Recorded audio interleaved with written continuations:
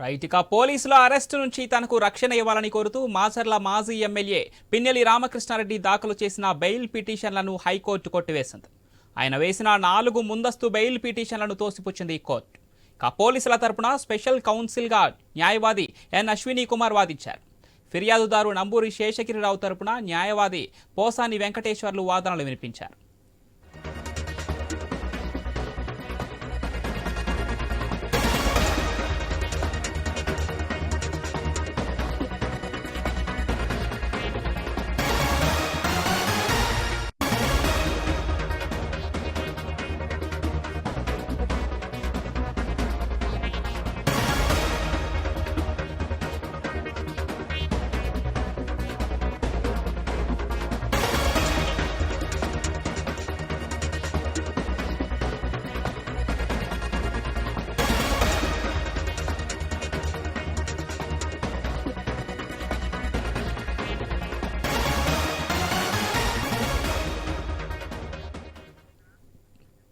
పోలీసుల అరెస్టు నుంచి తనకు రక్షణ ఇవ్వాలని కోరుతూ మాచర్ల మాజీ ఎమ్మెల్యే పిన్నెల్లి రామకృష్ణారెడ్డి దాఖలు చేసిన బెయిల్ పిటిషన్లను హైకోర్టు కొట్టివేసింది.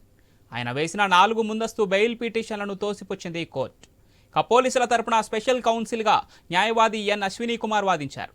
ఫిర్యాదుదారు నంబూరి శేషగిరిరావు తరపున న్యాయవాది పోసాని వెంకటేశ్వర్లు తన వాదనలు వినిపించారు.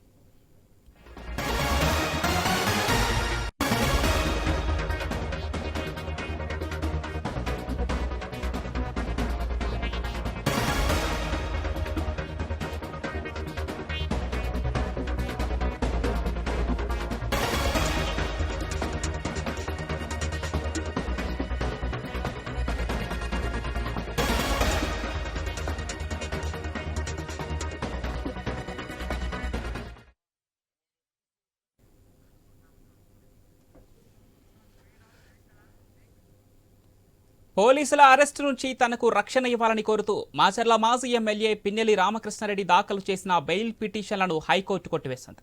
ఆయన వేసిన 4 ముందస్తు బెయిల్ పిటిషన్లను తోసిపుచ్చింది కోర్టు. ఇక పోలీసుల తరపున స్పెషల్ కౌన్సిల్గా న్యాయవాది ఎన్ అశ్విని కుమార్ వాదించారు.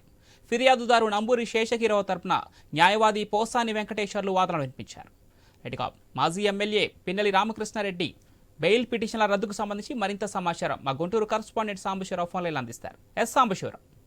మొత్తంగా చూసుకోవచ్చు, పిన్నెల్లి రామకృష్ణారెడ్డికి సంబంధించినటువంటి బెయిల్ వ్యవహారం ఈ రోజు కోర్టు బెయిల్ రద్దు చేసిందని చెప్పాలి. ఎందుకంటే ఈరోజు గత 4 పర్యాలుగా కూడా ముందస్తు బెయిల్ కోసం ప్రయత్నం చేస్తా ఉన్నారు. గతంలో ఎన్నికల కౌంటింగ్ కు ముందు పిన్నెల్లి చేసినటువంటి అరాచకాలు అంతా ఇంత కాదని చెప్పాలి. ఎందుకంటే మార్కెట్ లో మొత్తం భయభ్రాంతితో గురి చేయడమే కాకుండా అక్కడ ఉన్నటువంటి ఈవీఎం కూడా ఆయన ప్రయాణ ధ్వంసం చేశారు. ఆ వీడియో కూడా బయటకు వచ్చింది. అదేవిధంగా గ్రామం మీద పడి విచక్షణ రహితంగా కూడా గ్రామంలో ఉన్న వారిని అందరినీ కూడా దాడి చేసినటువంటి విజువల్స్, అదేవిధంగా పలు రకాలుగా 4 కేసులు నమోదైనటువంటి పరిస్థితి ఉంది పిన్నెల్లి రామకృష్ణ.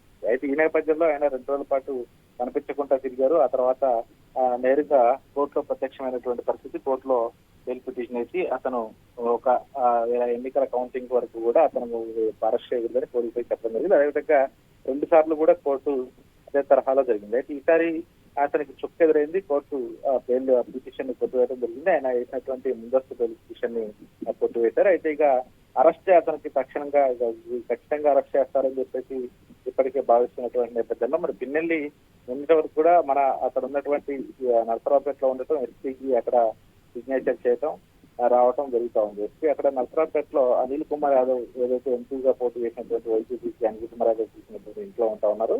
అయితే ఈ నేపథ్యంలో ఈ రోజు మాత్రం ఖచ్చితంగా ఈరోజు సాయంత్రం పిన్నెల్లి రామకృష్ణారెడ్డిని అయితే అరెస్ట్ చేసే అవకాశాలు అయితే స్పష్టంగా కనబడతా ఉన్నాయి. ఎందుకంటే కోర్టులో ఇప్పుడు కోర్టు మొత్తం కూడా ముందస్తుగా వేసినటువంటి బెయిల్ పిటిషన్ చేయడం జరిగింది. కాబట్టి ఈ నేపథ్యంలో ఇక ఆరక్షణం కూడా ఆలస్యం చేయకుండా పోలీసులు మాత్రం పిన్నెల్లి రామకృష్ణారెడ్డిని అరెస్ట్ చేసే అవకాశాలు అయితే కనబడతా ఉన్నాయి. ప్రస్తుతం మరి పోలీసులు ఆ దిశగా అడుగులు వచ్చినట్టుగా తెలుస్తా ఉంది. అది కోర్టులో భిక్షాక్షాలు ఉన్నప్పుడు పిన్నెల్లి కూడా ఊహించే పరిణామం చెప్పుకోవాలి. అయితే మొత్తంగా 4 పర్యాలుగా కూడా పోలీసులు అరెస్ట్ చేయకుండా కూడా పిన్నెల్లి కోర్టు ఆశ్రయిస్తున్నటువంటి పరిస్థితి కనబడతాం. ఈ నేపథ్యంలో కోర్టులో పిన్నెల్లి రామకృష్ణారెడ్డికి కొంచెం షాక్ చేయడం చెప్పాలి. రైట్. Thank you Sambasivarao.